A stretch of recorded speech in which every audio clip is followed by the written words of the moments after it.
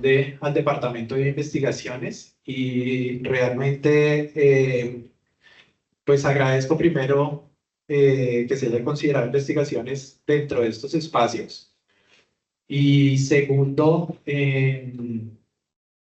quiero pues invitar a la persona que va a dirigir el Ateneo y quien va a mostrar parte del trabajo que se hace desde investigaciones en cuanto al apoyo a los investigadores, el apoyo a los proyectos y realmente pues es un trabajo que ha sido muy gratificante porque de ese trabajo que se lleva ya haciendo un par de años se ha logrado tener no solo productos de investigación que están bien, no solo artículos que están muy bien, sino que se ha desarrollado una línea de trabajo, se ha logrado desarrollar el interés de estudiantes en participar en esa línea y no solo eso, sino que también se tiene toda la proyección para poder seguir trabajando en el área de cuidado intensivo, en investigación en cuidado intensivo y en la posibilidad también de tener colaboraciones internacionales y trabajar en redes de trabajo y de investigación internacionales. Entonces, le pido entonces al doctor David Rodríguez, intensivista de Medellín, candidato a doctor en investigación clínica de la Universidad de Rosario y quien es pues, uno de los investigadores fuertes de la institución, que nos va a mostrar todo ese trabajo que se ha hecho y cómo con una idea, con un proyecto, yo puedo comenzar a generar una línea de trabajo y una línea de investigación y generar productos de muy alto impacto. Doctor. Muchas gracias. Pero este es para la cámara.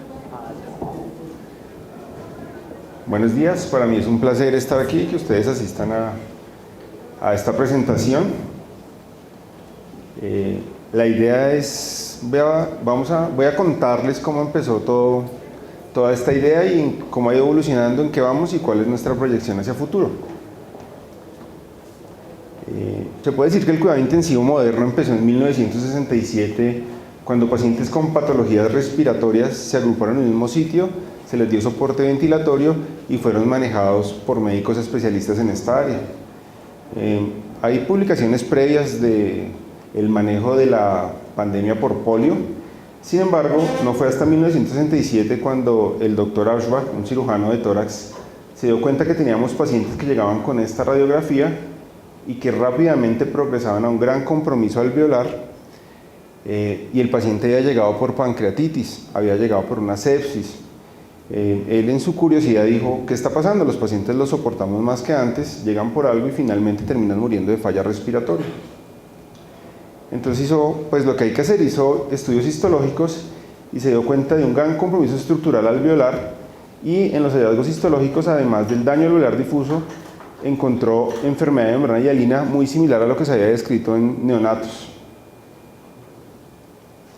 Él describió 12 pacientes en este paper con diferentes patologías que hacían lo mismo. Teníamos pacientes de enfermedades infecciosas hasta pacientes con traumas penetrantes, con pancreatitis, con infarto, que finalmente hacían disnea severa, taquipnea, cianosis, que respondían muy poco al oxígeno suplementario, que el pulmón se colocaba muy rígido y que la placa era un compromiso alveolar difuso. Entonces imagínense esta descripción de una enfermedad, pues eso le puede pasar a un paciente en falla cardíaca, eso le puede pasar a un paciente con neumonía, eso le puede pasar a un paciente con fibrosis pulmonar. Entonces en el tiempo dijeron, bueno, él describió el síndrome de distrés respiratorio agudo, que es la suma de varios elementos, y ya en los 80 el doctor Murray dijo, pues objetivicemos esto, miremos qué está pasando. Y dijo, un SDRA requiere imagen, compromiso alveolar, dijo, la oxigenación vamos a cuantificarla a partir de la PAFI, que es la relación entre la presión arterial y la fracción inspirada de oxígeno, el PIB, la distensibilidad pulmonar, y él dijo, si un paciente tiene compromiso en estos 4 puntos, tiene SDRA. Pero siguió siendo insuficiente en la clínica. Entonces en 1994 los europeos y americanos se pusieron de acuerdo y sacaron el consenso de la definición de SDRA y dijeron, miren, los pacientes pueden tener una lesión pulmonar aguda si la PAFI es menor de 300 y mayor de 200, si tiene una radiografía con infiltrados difusos y si además descartamos que no tengan edema pulmonar hidrostático con una presión en cuña menor de 18. Definieron SDRA con PAFI menor de 200 y SDRA severo con PAFI menor de 100. Sin embargo, en la práctica clínica el Swan gas se dejó de usar y esto siguió siendo insuficiente. Llegábamos a trabajar en cuidado intensivo y no teníamos claro el diagnóstico de SDRA. Finalmente se intentó actualizar aún más la definición, esta fue de principios de los 2000, pero no fue hasta el 2012 cuando el consenso de Berlín nos definió qué es SDRA. Y dijeron, mire, usted tiene que tener una semana de una enfermedad grave, una semana de una infección, una semana de un trauma mayor, una semana de haber sido transfundido. Usted puede tener una imagen del tórax que no tiene que ser radiografía, puede ser un TAC también que tenga un compromiso alveolar. Usted puede mirar que el corazón esté bien para que no sea solo edema pulmonar y finalmente definió niveles de severidad del SDRA en leve, moderado y severo. Dijo leve, PAFI de 200 a 300, moderado de 100 a 200 y severo menor de 100. Bueno, ya como que todos nos pusimos más de acuerdo, ahora sí no se nos va a escapar ningún SDRA. Sin embargo, si se dan cuenta, para nosotros a mí siempre me llamó la atención este pequeño acomodo en la definición, que dicen, si vivimos en ciudades de más de 1000 metros de altura, tenemos un problema que se llama hipoxemia hipovárica y ajústelo de esta manera. Eso no tiene referencias bibliográficas en la publicación del consenso de Berlín. Se le escribimos a los autores como que es una respuesta más fisiológica que de evidencia clínica. Entonces ahí surge, desde siempre tuvimos esa pregunta, ¿será que tenemos, cómo definimos nuestro SDRA en la altura? ¿Qué vamos a hacer con ese problema? Ese fue el problema de base que veníamos trabajando incluso antes de la pandemia. Entonces aquí les quiero explicar desde esta vista hecha por inteligencia artificial de Bogotá que si estamos a nivel del mar, el 21% de la presión barométrica es oxígeno. Entonces la presión inspiratoria de oxígeno es más o menos de 159. En Bogotá, a 2.600 metros, solo tenemos 117. Una vez respiramos, ese oxígeno se mezcla con vapor de agua y con CO2 y la presión alveolar va a ser mucho más baja. Si todo el pulmón funciona perfectamente, la máxima presión arterial de oxígeno que podemos tener a nivel del mar es cercana a 100, pero en Bogotá es cercana a 67. Es decir, nos damos cuenta que la PAFI en la altura es diferente. ¿Cómo son los gases arteriales de una persona en Bogotá? Somos hipoxémicos, pero además de ser hipoxémicos, los sensamos y respiramos más profundo y más seguido, por lo cual somos alcalóticos respiratorios. Esa es la explicación fisiológica. Pero entonces, ¿qué hacemos con la PAFI? ¿Qué hacemos? ¿Será que además, llegamos a casos reales, estamos en urgencias, llega un paciente, tiene una neumonía pequeña, incluso para manejo ambulatorio, y usted le toma unos gases y nunca va a encontrar una PAFI mayor de 300 en Bogotá? Entonces, ¿será que tiene un trastorno cerebral de la oxigenación, pero está hablando, no tiene signos de dificultad respiratoria? E inclusive nos habituamos tanto a esto que en la práctica usual nosotros, no, el PAFI, no, si tiene más de 250, eso está bien, desde un punto de vista empírico. Pero este no es un problema solo nuestro, más o menos entre el 5 y el 10% de la población viven en ciudades de más de 1000 metros de altura, especialmente en la cordillera andina latinoamericana y en la zona tibetana en Asia. Entonces, ¿qué hacemos? La PAFI es la herramienta que nos dice, así se define un SDRA, eso es un trastorno de la oxigenación, pero no tenemos umbrales ni puntos de corte para tomar conductas a la cabecera del paciente. Y pasó esto. Entonces estábamos en el 2019, finales de 2019, empezamos a ver noticias, y ya entre marzo y abril de 2020 nos empezamos a preparar para la pandemia y nos empezaron a llegar este tipo de pacientes de todas las edades, especialmente mayores de 70 años, que llegaban con radiografías como esta. Tiene SDRA, infiltrados alveolares difusos, PAFIs menores de 100, muchos de ellos, necesidad de soporte ventilatorio con PIBs elevados, un evento infeccioso desencadenante, entonces cumplen todos los criterios de SDRA. Entonces aprendimos que el COVID causa la muerte por muchos mecanismos, sin embargo la falla respiratoria hipoxémica es uno de los principales, que además desencadena la disfunción orgánica múltiple. Aprendimos que más o menos la mitad de los pacientes que tienen criterios de neumonía por COVID tienen SDRA, y de estos el 80% de los pacientes pueden ingresar a cuidado intensivo. De los pacientes que ventilamos en el mundo se morían entre el 65 y el 95%. O sea, en resumen, la pandemia de COVID fue una pandemia por SDRA, fue nuestro momento, nuestra oportunidad de aprender del SDRA en la altura y pues quisimos aprovecharla.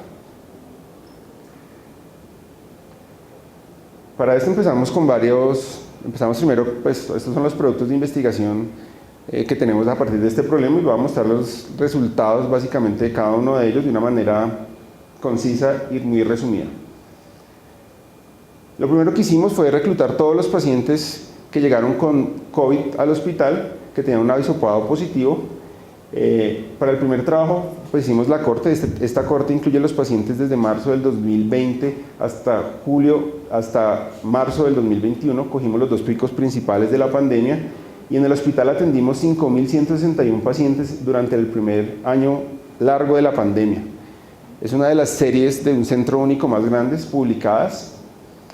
¿Qué aprendimos? Que ventilamos el 17% de los pacientes que llegaban con COVID, que se murieron el 25% de los pacientes que atendimos con COVID. ¿Cuál fue el principal factor de riesgo para morir por COVID? Requerir ventilación mecánica. En el hospital de los pacientes que ventilamos la mortalidad estuvo en 68%, lo cual es compatible con las series mundiales ajustada para la edad de nuestra población. ¿Qué pacientes requerían ventilación? Generalmente pues no ventilamos pacientes mayores de 81 años, esos pacientes pues tuvieron poco, pero ventilamos pacientes que a las 48 horas de la atención estaban hipoxémicos, que tenían una LDH elevada y que eran hipocosos. Entonces en este modelo hecho a partir de un árbol de decisión, factores de riesgo para requerir ventilación mecánica: no ser mayor de 81 años, tener LDH elevada y ser hipocoso. Factores de riesgo para morir: requerir ventilación mecánica, ser mayor de 79 años y tener una LDH elevada. Entonces esta corte fue interesante porque nos dio una noción de lo que estábamos haciendo con nuestros pacientes, de qué estaba pasando. Nos dimos cuenta que la oxigenación de nuestros pacientes estaban más bajas, pero no teníamos como un criterio claro ni siquiera de cuáles definimos como SDRA y cuáles no. En nuestro siguiente trabajo incluimos ya solo pacientes con criterios de SDRA. Este trabajo incluyó 2.210 pacientes con diagnóstico de SDRA y lo que hicimos fue comparar el diagnóstico y la severidad del COVID, del SDRA por COVID, tanto en paciente a la altura y sin la altura. Es decir, usamos la fórmula de la PAFI sin ajustar y de la PAFI ajustada como lo recomienda el consenso de Berlín. Nos dimos cuenta que excluimos más o menos 168 pacientes que saldrían de los criterios de SDRA y pues que más pacientes quedaron en grupos severos cuando éramos más estrictos en la definición porque usábamos PAFIs más bajas. Sin embargo, en los modelos de regresión univariada, usando solo PAFI como variable independiente, nos dimos cuenta que las áreas bajo la curva, tanto de la PAFI ajustada como sin ajustar, son muy malos. Es decir, definir la severidad de un SDRA solo basados en la PAFI no tiene un buen rendimiento, como todo. En medicina no solo nos basamos en la oxigenación. Entonces podemos tener pacientes con PAFI muy bajas que probablemente tengan otros factores que nos hagan que los ventilemos o que no, que nos hagan que seamos más agresivos con el manejo. Para esto desarrollamos un modelo de predicción y encontramos que hay 11 variables asociadas con la mortalidad en pacientes con SDRA por COVID: la edad, el peso, la talla, la hemoglobina, el conteo plaquetario, la creatinina, la LDH, el sodio, el potasio, la presión sistólica y la severidad del SDRA. Es decir, la severidad sí tiene que ver con la mortalidad, pero no fue el único factor que nos dio. Después del desarrollo del modelo, nos encontramos que el área bajo la curva para predicción de mortalidad mejoró a 0,76. Hicimos el mismo modelo en pacientes con la PAFI ajustada y el área bajo la curva fue similar con una adecuada curva de calibración. Entonces esto nos indica que nuestros pacientes con SDRA probablemente la PAFI no hay que ajustarla en cuanto al rendimiento diagnóstico ni la utilidad clínica, sino tenemos que ver nuestro paciente como lo hacemos en la práctica usual. ¿A quién intubamos? Tuvimos pacientes con PAFIs de 70 que no tenían falla respiratoria y probablemente los dejamos en piso con alto flujo o con máscara de no reinhalación y sobrevivieron. Ya vamos a ver este punto. Finalmente nos preguntamos, bueno, ya la primera conclusión grande es que sí, somos más hipoxémicos. La hipoxemia es un factor que tiene que ver con la mortalidad y con los desenlaces clínicos, pero no es el único ni el principal factor. Hay otros factores como la edad, las comorbilidades, el peso, que nos pueden, la respuesta inflamatoria de cada paciente, que nos puede impactar en los desenlaces clínicos. Después hicimos este trabajo en el cual los pacientes que ventilamos quisimos ver cómo estaban al año que se fueron del hospital, porque pues no es lo mismo que sobrevivieran a ver cómo estaban al año. Para hacer este trabajo usamos dos escalas. En ese trabajo 225 pacientes fueron incluidos en el seguimiento de los pacientes que fueron ventilados. Esta escala que usamos acá se llama la escala de funcionalidad post-COVID, y esta escala es el Eurocall, el EQ5 de 3 dimensiones, en el cual evaluamos cada uno de los puntos. En resumen, les quiero contar que el 38% de los pacientes referían a una discapacidad cuanto menos moderada al año después del egreso hospitalario, pero solo el 12% tenían una discapacidad realmente severa. Entonces, digamos, creo que en resumen, a pesar de que nuestra población fue bastante mayor, lo que hicimos valió la pena. Sacamos gran parte de pacientes funcionales a retomar su vida. También quisimos, el PSFC no estaba tan validado porque es una escala que se hizo más para TBP, y encontramos una muy buena correlación con el Eurocool, lo cual nos valida que ambas escalas pueden ser buenas para evaluar la calidad de vida. No les traje esta parte del trabajo, pero los pacientes que fueron más resilientes, los pacientes que tenían más actitud positiva frente a la vida, que veían la vida de una mejor manera evaluado por la escala de Connor-Davidson, pues tenían mejor calidad de vida. Entonces fue algo que quisimos mostrar y que lo encontramos. Aquí solo les quise traer esta tabla que es muy aburrida, pero les quería mostrar que evaluamos los pacientes. Entonces hubo la percepción: doctor, si usted me ventila, yo me muero. Eso pasó como al primer año de la pandemia. Y nosotros empezamos a tener esa percepción en pacientes ancianos. Cada vez que intubábamos un paciente mayor, en realidad terminaba falleciendo, hiciéramos lo que hiciéramos. Entonces se volvió un proceso muy frustrante, y tanto que hubo un punto en donde decidimos dejar de convencer a los pacientes de ventilarse. Entonces pongámosles alto flujo y miramos qué pasa, no lo baje la unidad. Y además hubo momentos del pico de la pandemia que estuvimos tan llenos que pues fuimos selectivos por edad en el ingreso. Entonces quisimos darle valor a esa observación, porque creo que no va a haber otro momento donde podamos tener pacientes no ventilados con SRA elegidos de una manera como aleatoria. Por eso quisimos ver cómo le fue a los pacientes mayores para este trabajo. En pacientes mayores de 60 años, que definimos como pacientes mayores, vimos que la mortalidad en este grupo de pacientes, que fueron 1.560 pacientes con SRA mayores de 60 años, la mortalidad en los ventilados pues fue del 66%, y en los no ventilados fue del 24%. En análisis multivariado por regresión logística, pues encontramos que la edad es un factor de riesgo muy importante. Vemos que ser mayor de 80 años es casi el principal factor de riesgo, pero no el principal, porque el principal factor de riesgo para morir por SRA por COVID es uso de ventilación mecánica invasiva, lo cual se acentúa aún mucho más en pacientes mayores de 80 años. Esta es la gráfica, la regresión logística con los OR para mayores de 80 años. Además nos dimos cuenta, un hallazgo, que los esteroides, que fue una recomendación mundial para todos los pacientes con COVID por SRA, aumentaron la mortalidad en pacientes ancianos. Después salieron las publicaciones en el mundo que pues ya no se recomienda en pacientes ancianos usar esteroides, es decir, no tuvimos la misma observación.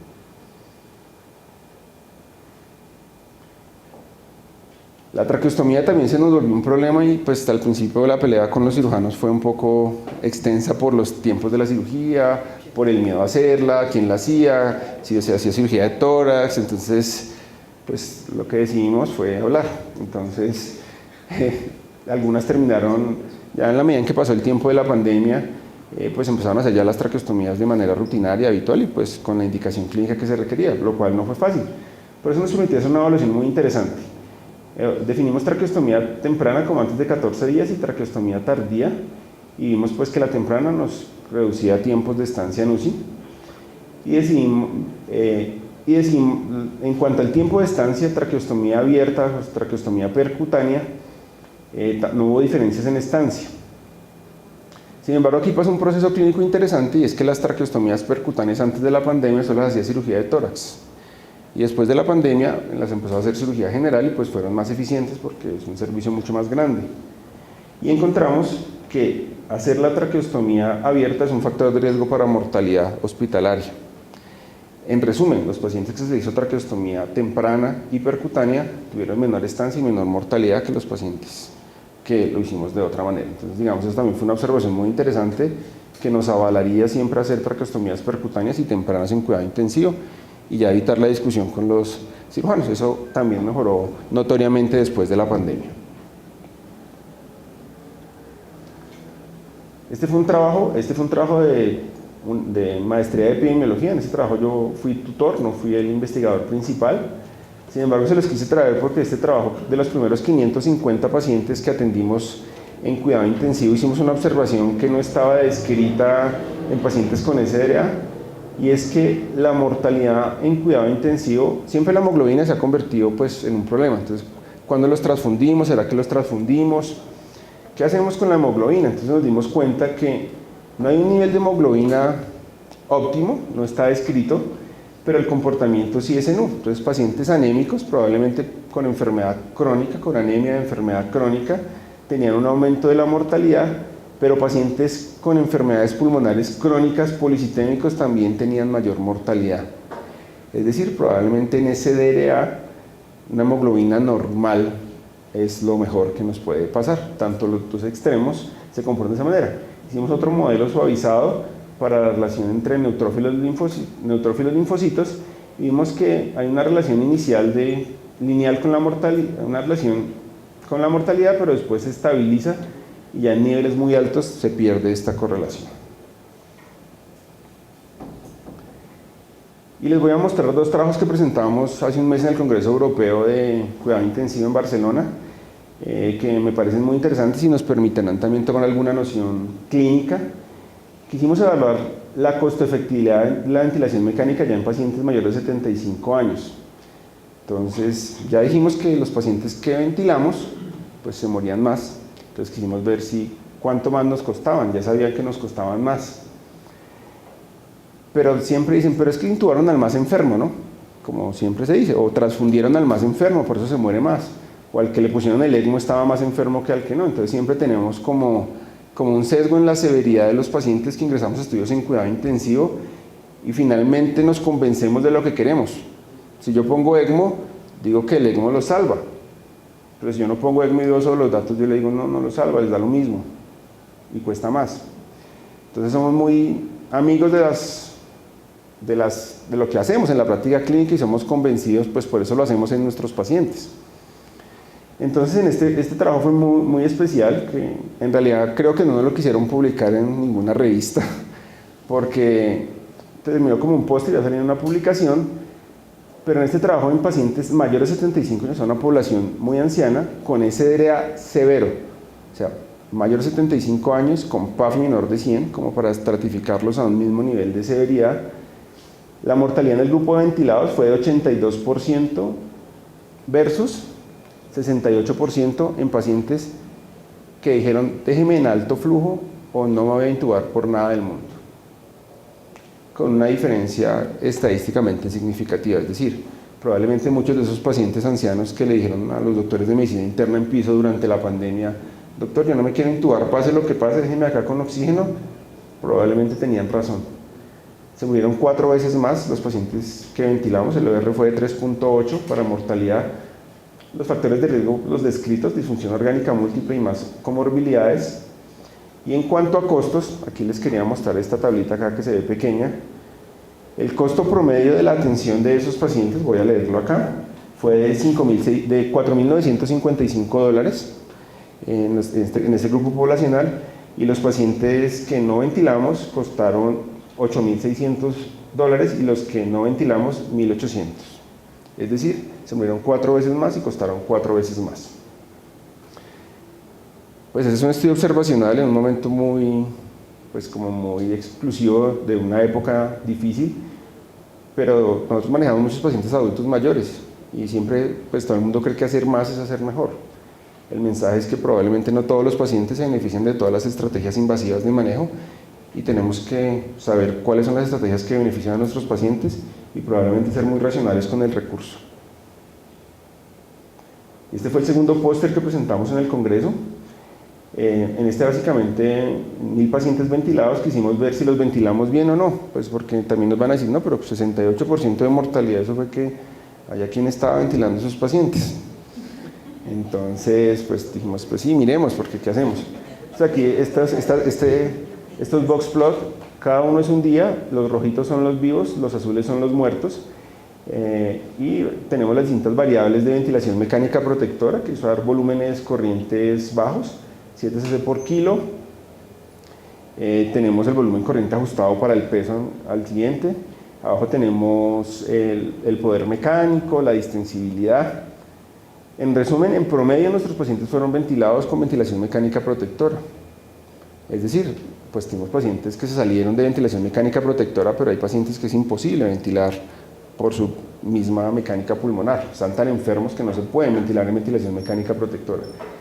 Pero en resumen, los pacientes fueron ventilados de manera protectora y aún así la mortalidad fue tan alta. ¿Qué creo que está pasando? Creo que el ventilador sigue siendo la ventilación mecánica, a pesar de que, digamos, sea una materia de estudio muy amplia, el ventilador mecánico hace lo mismo que hacía hace 55 años. Sopla. Puede soplar un poquito más suavecito, un poquito más duro, acelerado, acelerante, pero en realidad es un mismo proceso hidrostático que sigue haciendo un gran estrés sobre la pared alveolar. Entonces probablemente el futuro, ya el ventilador no va a dar nada más que esto. Es decir, ya los ventilamos bien y aún así la mortalidad sigue siendo cercana al 70%. Entonces probablemente al futuro hay que mirar qué vamos a hacer más allá de la ventilación mecánica. Bueno, esos son los productos que les quería mostrar lo que hicimos y les vamos a traer algunas conclusiones tanto para uso clínico como para uso de investigación. Entonces, primero, la hipoxemia hipovárica es un factor a tener en cuenta en pacientes con SDRA. No recomendamos el ajuste de la PAFI. Esto principalmente porque nos vamos a fresquear con pacientes que tengan PAFI de 280, por ejemplo, que no van a hacer SDRA, pero si clínicamente está mal y tienen muchas comorbilidades, es mejor ser más agresivo en el manejo que dejarlo pasar. Entonces probablemente, y creo que así se hizo en la ciudad nadie se puso a ajustar la PAFI, todo el mundo definió SDRA leve, moderado y severo con la definición clásica. Y creo que, basado en lo que mostramos, podría ser lo correcto. La estratificación de riesgo y agresividad del manejo no se puede basar solo en un parámetro que es la oxigenación. Eso nos quedó claro. La tal hipoxemia feliz era un paciente que estaba muy hipoxémico y que respiraba tranquilo. Pero si ese paciente tenía 80 años, tenía una leche elevada, una ferritina alta, probablemente ese paciente requería ir a cuidado intensivo, una vigilancia más estricta que el paciente que solo estaba hipoxémico y lucía en buenas condiciones. La anemia y la policitemia son factores de riesgo. Entonces, tanto la anemia de la enfermedad crónica como la policitemia del paciente con enfermedad pulmonar crónica son factores de riesgo en mortalidad en SDRA. Esa fue una descripción original nuestra. La traqueostomía temprana y percutánea debe ser un estándar de manejo. Yo creo que pues este estudio que se hizo en un momento muy difícil con muchos pacientes, que lo hicimos con Camilo, nos avala como siempre presionar al cirujano, venga, vamos a hacerla temprano y vamos a hacerla percutánea. No hay que trasladarlo, al menos hay condiciones clínicas que obligan a que sea abierta, pero más allá de que el paciente tenga una condición específica, la elección debe ser una traqueostomía temprana para que el intensivista la pida tempranamente y percutánea para la técnica quirúrgica.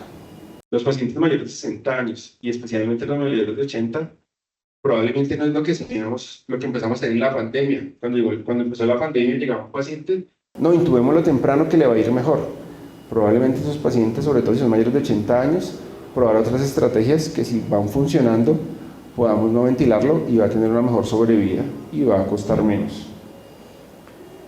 La calidad de la atención creo que influye en la calidad de nuestros pacientes. Yo creo que, digamos, ese estudio de calidad de vida yo pensaba encontrarme algo desastroso realmente, porque no, esos pacientes ventilados estuvieron en UCI, pero la calidad de vida de los pacientes funcionó, es decir, a los pacientes que les ofrecimos la oportunidad y sobrevivieron al año, la mayoría tenían una calidad de vida bastante aceptable. De eso se trata, y creo que el futuro, sobre todo los que tenemos pacientes tan ancianos, es evaluar la calidad de vida de lo que hacemos. No lo sabemos. En cuanto a investigación, la investigación clínica siempre la debemos hacer enfocada en mejorar la calidad de vida de nuestros pacientes. O sea, no estudiamos nuestros pacientes para publicar. Creo que cuando una persona hace eso y tiene 100 artículos, pero no cambia ninguna conducta clínica, pues probablemente esté perdiendo el tiempo y esté haciéndonos perder tiempo a todos.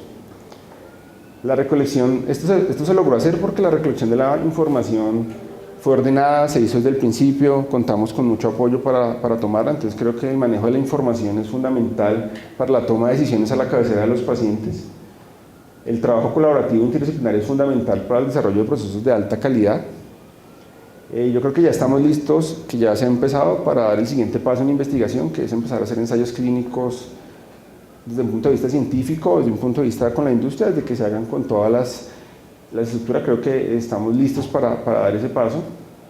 Y le quiero un especial agradecimiento a Luisa, que siempre nos ayudó, a doctor Venegas, que también estuvo ahí, de la universidad, pues a mis tutores, y de cuidado intensivo especialmente al doctor Pinilla y mi compañero ahí de batallas, Cristian, y a las personas que me llaman a recolectar la información, que estuvieron ahí siempre conmigo. Jennifer y Diana siempre nos acompañaron ahí. Muchas gracias.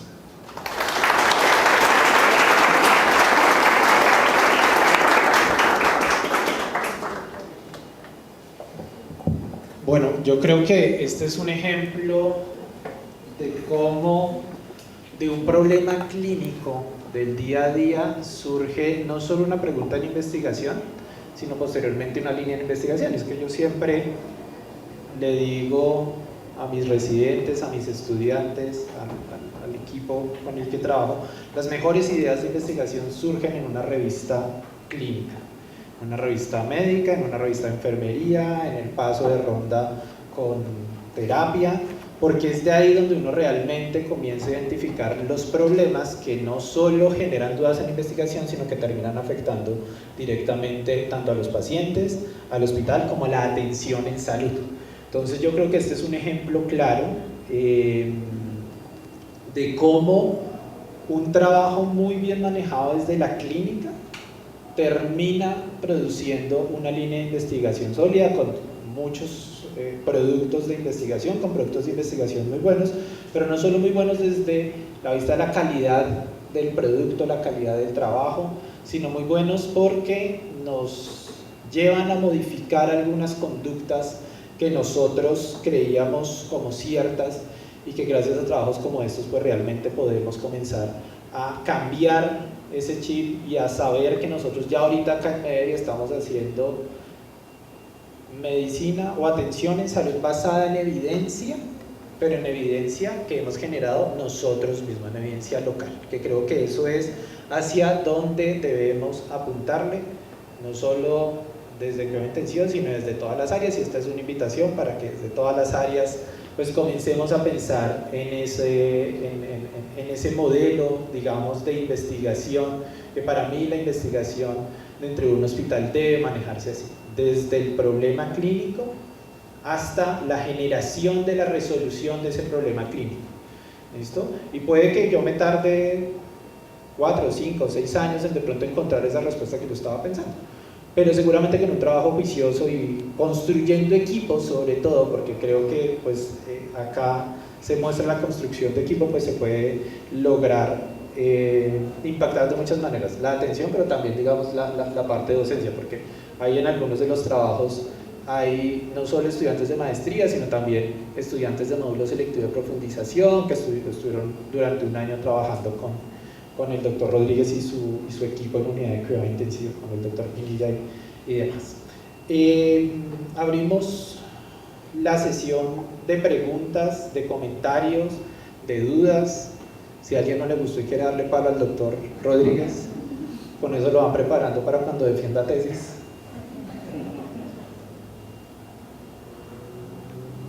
Arranco yo entonces. Vi muchos árboles de regresión y de clasificación.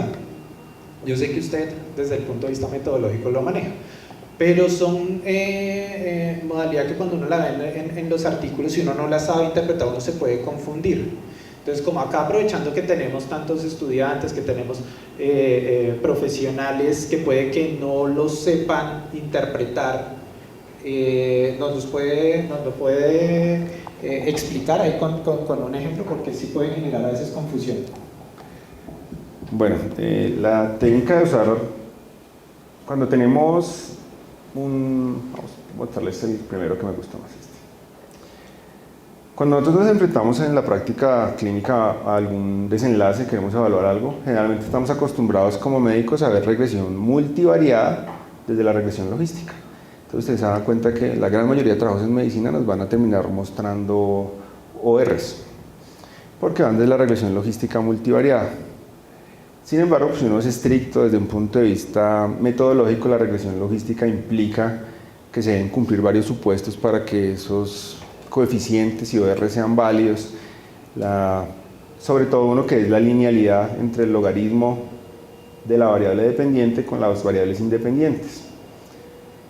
Entonces uno queda como, yo siempre quedo como, cuando leo una regresión logística multivariada, uno queda ahí como con un sinsabor, ¿será que me están diciendo mentiras? Porque generalmente nunca muestran la evaluación de los modelos. Entonces hay otras técnicas de estadística multivariada y esta es la que más me gusta a mí. Esta técnica se llama una técnica de árbol de decisiones. Esta técnica salió pues desde la informática, en la cual es un árbol de clasificación simplemente.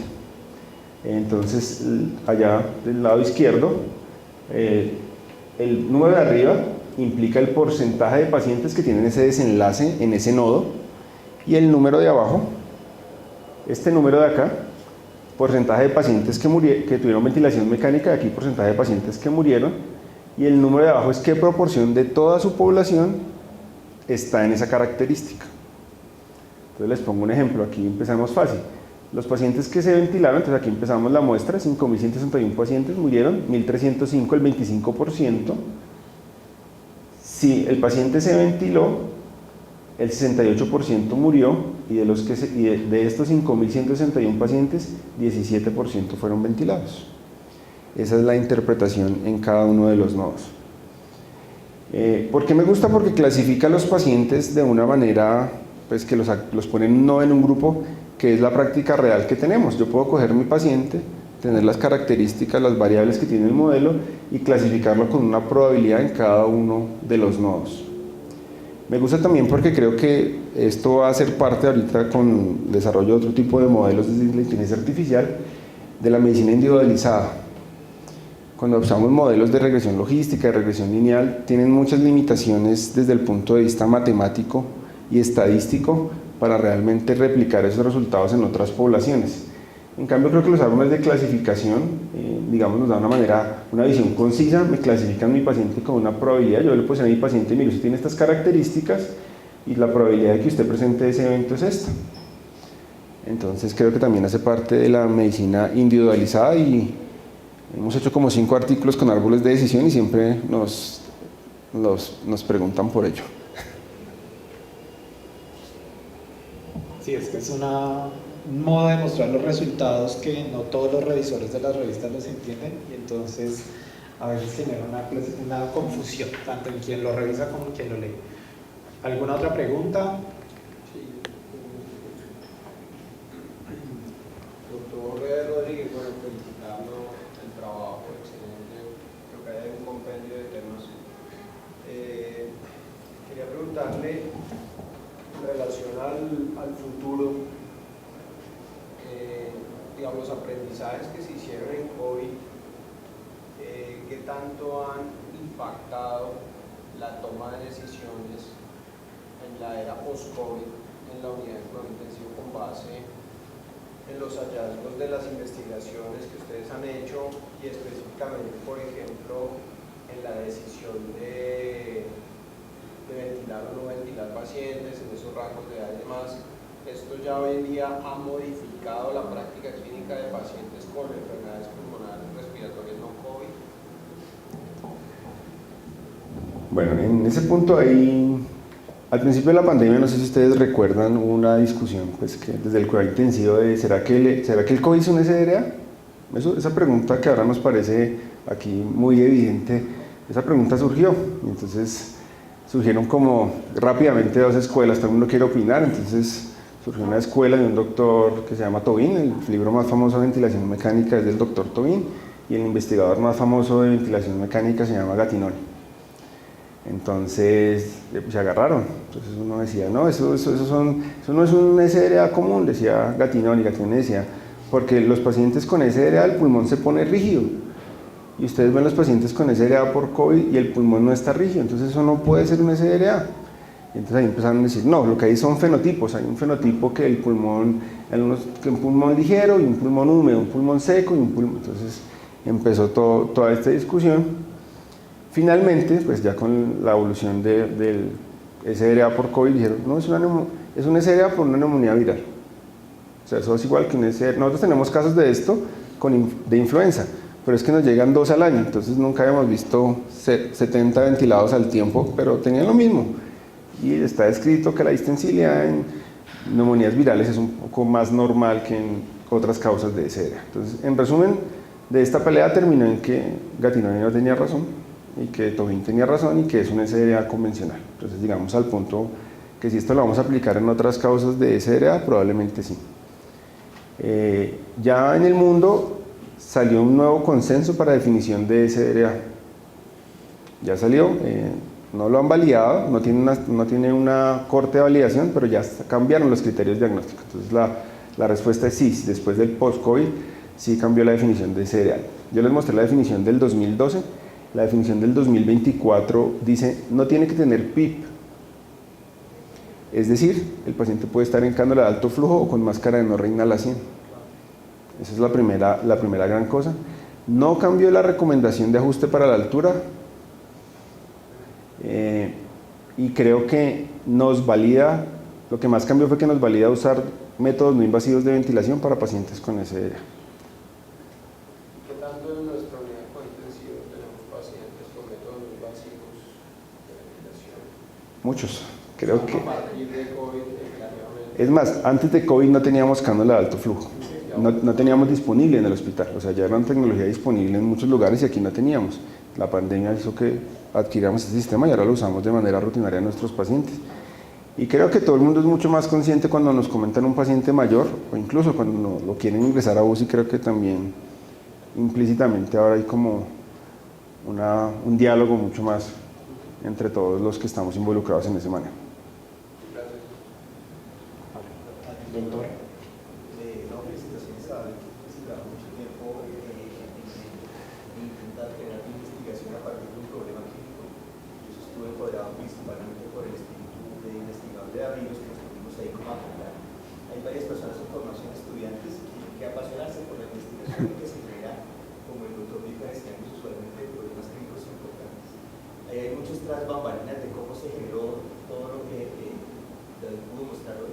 Yo recuerdo mucho que el día que nos sentamos, que era el COVID, y yo me aislé porque en esa época nos sentábamos todos espontáneos, tuvimos como, no sé, un día de preocupación, y después del segundo día comenzamos a escribir el protocolo de cáncer. Yo le decía ahorita a la residente que está con nosotros en Gineco, que se revisaba la charla, y doctora, cuando empezó la pandemia, que actualmente va a llevar a las maternas solo ginecólogos, hay que llorar 15 minutos, y después se sientan y hacen un protocolo.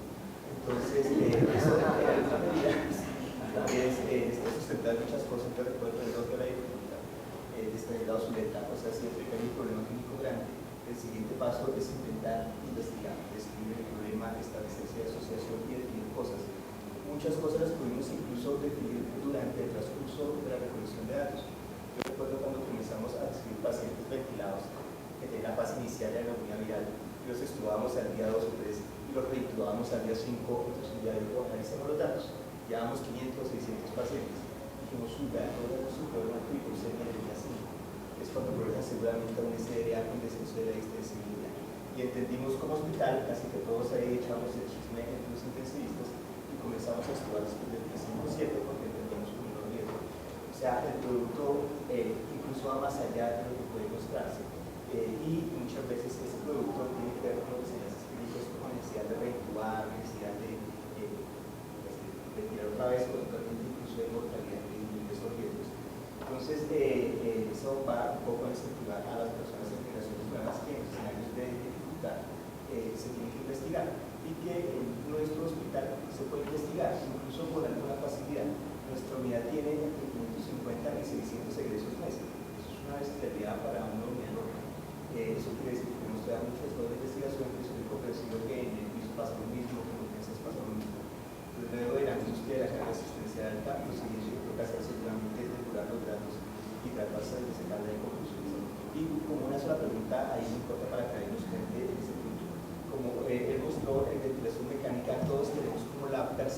estamos casi en un bucle, estamos en mortalidades parecidas casi que desde algo, pero por lo menos desde el safe, en la pandemia, siguen muriendo los mismos, como si la ventilación mecánica hubiera logrado su techo. Nosotros tuvimos esa misma percepción cuando hicimos el artículo de Cruz que en relación con la capacidad predictiva estábamos quizás también en el techo. Fue un aporte muy grande y el área molecular por valor fue como 0,7, 0,75, y además con muchos datos, como si más allá de eso no hubiera una capacidad predictiva mayor. ¿Usted qué piensa como investigador en relación con la capacidad de predecir la mortalidad en SDA, dado que seguramente estamos en el techo? Nos faltan nuevos métodos metodológicos o más bien nos faltan medir más cosas que nos permitan predecir la mortalidad. Bueno, entonces cuando se entran a inteligencia artificial a un programa de imágenes dicen yo quiero que me dibujen una hamburguesa que parezca un Van Gogh y les botan 100 diseños y ustedes dicen pero pues cómo es posible que salga una imagen que parece un Van Gogh así yo solo haya visto un Van Gogh en mi vida y sé que esa imagen es de un Van Gogh, porque la inteligencia artificial está viendo todos los Van Gogh que hay en el mundo conocidos. Lo que pasa en medicina es que nosotros aún no vemos todo. Probablemente, ¿qué tal encontremos una molécula que diga este paciente con neumonía se va a morir con 100% de probabilidad? Exista, no lo sabemos. Este paciente anciano de 80 años tiene una probabilidad de recuperación del 100% y este del 0%. O sea, creo que aún hay cosas que no medimos, ese es el mensaje, y que por eso los modelos no es que matemáticamente ni estadísticamente sean malos. Lo que pasa es que no les damos probablemente toda la información que ellos requieran para que sean 100% discriminatorios entre quién le va a ir y quién no le va a ir bien. Creo que desde el punto de vista del SRA como tal, la ventilación mecánica es una herramienta que nos amarró y nos tiene amarrados todavía, pero un ventilador solo sopla. Yo estudié ventilación mecánica muchos años y fui un apasionado de ese tema y hicimos de todo con la ventilación desde un punto de vista clínico. Y después de mucho tiempo, yo le digo, mire, un ventilador es como si usted se parara acá, soplara y se pone más o menos oxígeno. Un ventilador no hace nada más. Y tenemos la misma estrategia desde el 67. Sí, ahora se acopla mejor, ahora bota más aire, ahora tiene una válvula abierta, pero finalmente hace lo mismo. Entonces creo que también tenemos que quitarnos muchas percepciones de lo que se hace y lo que se debe o no hacer a la cabecera del paciente cuando vemos que los resultados siguen siendo tan malos. Y no nos pasó a nosotros, fue mundial. Si el ECMO es el camino, no lo sé. Aún creo que es el futuro. Creo que aún estamos en una etapa de desarrollo de esa tecnología que le falta mucho para que llegue a ser una práctica de uso rutinario en todos lados, como toda tecnología nueva. Entonces, puede ser el camino que el pulmón descanse, otra estrategia de oxigenación, una membrana de oxigenación que solo requiera un acceso central, que no requiera toda esta parafernalia, que es finalmente lo que termina matando a los pacientes. Entonces eso también va, no sé si eso, yo creo que en todas las áreas nos pasa lo mismo, ¿no? Tenemos la percepción de que a nuestros pacientes no le funciona lo de la guía, y pues uno con el tiempo se vuelve mañoso y hace lo que uno quiere con sus pacientes, eso ahí va como en la cancha. Pero pues probablemente si podemos mostrar esos datos, todo el mundo tiene esos mismos problemas. Cuando uno publica, finalmente a todo el mundo tiene las mismas dudas, en el mundo pasa lo mismo. Cuando uno tiene una gran corte, los resultados no mienten, los datos no mienten, dan lo que dan. Entonces, creo que tenemos que mirar qué vamos a medir y mirar qué estrategias a futuro podemos hacer. Y pues ojalá tengamos el dinero y los recursos para dar una mejor respuesta a todo esto. Doctor Rangel y después el doctor Pincha. De antemano, felicitaciones, doctor Rodríguez. La verdad que es muy emocionante esta investigación y porque también trata de integrar estos diferentes servicios, como digo, bastante, para que sí se puede y que da unos productos muy, muy interesantes. En ese sentido, le preguntaría, ¿ha tenido la oportunidad de estos modelos de predicción de utilizar procesos de validación externa en algunos otros centros, especialmente por el contexto de algo que usted mismo lo dijo, la importancia que implica esto? Uno diría que son pocos los lugares que trabajan por encima de 1.500 metros de altura, realmente son muchos, en Latinoamérica grandes ciudades no son. No sé si ha tenido la oportunidad de iniciar algún de pronto preámbulo en esta actividad de investigación. Bueno, el problema es que las ciudades que quedan a 1.000 metros de altura no sí son bastantes, pero todas son como aún más pobres que nosotros, entonces eso ha sido una gran limitante. Las ciudades de Latinoamérica, uno llama las ciudades que quedan a más de 1.000 metros, por ejemplo en Bolivia, que hay ciudades de 4.000 metros, hemos intentado comunicarnos, ellos tienen menos datos que nosotros y menos recursos que nosotros, entonces digamos no ha sido fácil. Hay una corte en Ecuador que queremos como correr juntos, eso ya está publicado, son datos secundarios de ellos, pero para mirar si nos dio más o menos similar. En cuanto a la validación externa de los modelos, es el paso a seguir. Todo esto tiene una validación interna muy buena porque tuvimos miles de pacientes. La idea del siguiente protocolo es validar este modelo de mortalidad en pacientes con SRA, pues no COVID. Ese es como uno de los siguientes proyectos que tenemos. Y también hemos tenido una limitante porque la gente que tiene recursos para trabajar, tanto por ejemplo en Miami o en Europa, dicen, pero ustedes no los manejan como nosotros. O sea, ellos tienen más disponibilidad de recursos, entonces terminan el 20% de los pacientes en ECMO. La mortalidad final puede ser la misma, pero entonces eso nos hizo incomparables con una corte de Miami donde teníamos como contactos para trabajar. Entonces creo que en la medida en que mejoremos como hospital y tengamos nuestra medicina se parezca más a la medicina del primer mundo, probablemente sea más fácil de integrar las cortes para trabajar juntos. ¿Las validaciones internas las hicieron a través de qué? ¿Bootstrapping? Para el modelo hicimos bootstrapping, sí, hicimos una validación de 500 remuestreos para este modelo. Doctor Pinilla. Bueno, muy orgulloso de David, es el mejor robo que le he hecho a la Fundación Santa Fe. Y dos puntos importantes. Creo que esto nos enseña que podemos investigar, porque la investigación tiene que cambiar. Y nosotros los médicos nos fascina investigar sobre ventilación, sobre choques sépticos, sobre poner balón de contrapulsación, pero nos va a tocar empezar a investigar sobre sustancias que mejoren la producción de pulmón o de tejido dañado. Tenemos que ya empezar en otra cosa. Y cómo parar la destrucción cómo parar ese tejido que destruye, que son cánceres. Tenemos que pensar que no puede ser un ventilador, tiene que ser otra cosa la que mejore los pacientes de SRA. Y ese estudio tiene que existir, llevado de la mano de la obesidad. Es un punto que siempre le dije a David, míreme la obesidad, porque muchos de nuestros pacientes eran obesos los que fallecían, pero el objeto del trabajo no era ese, por eso quedó por fuera. Eran pacientes de edad. Ese es un punto. Y el segundo, que tenemos que fortalecernos acá en Medellín en alto flujo. Fortalecer ese protocolo que yo lo veo muy débil. Es un protocolo que se tiene que manejar en piso. Es un protocolo que se tiene que manejar en los pisos de medicina interna sin problema. Terapia los tiene que manejar allá, ¿no? No hay necesidad de llevar todos esos pacientes a la UCI y póngale ventilación no invasiva, no, póngale alto flujo y sígalo manejando en piso, porque definitivamente se puede mejorar el piso con alto flujo. Y si no mejora con alto flujo, no van a mejorar. Es como lo que vemos acá. Nos pasa la interconsulta, no, es que quinto algo, no va a mejorar, tiene 86 años, no va a mejorar.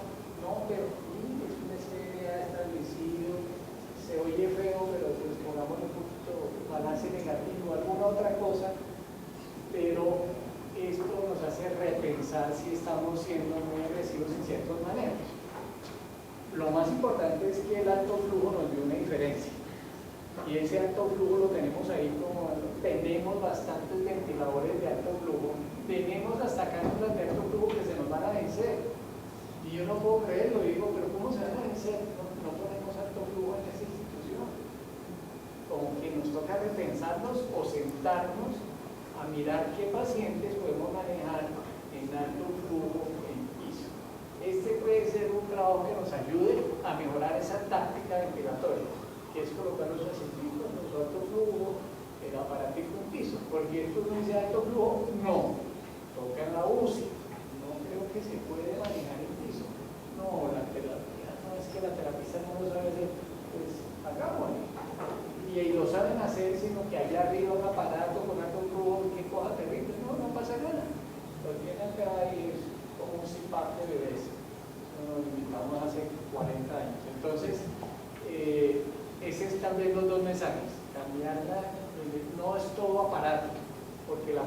es cuando el paciente está muy llevado.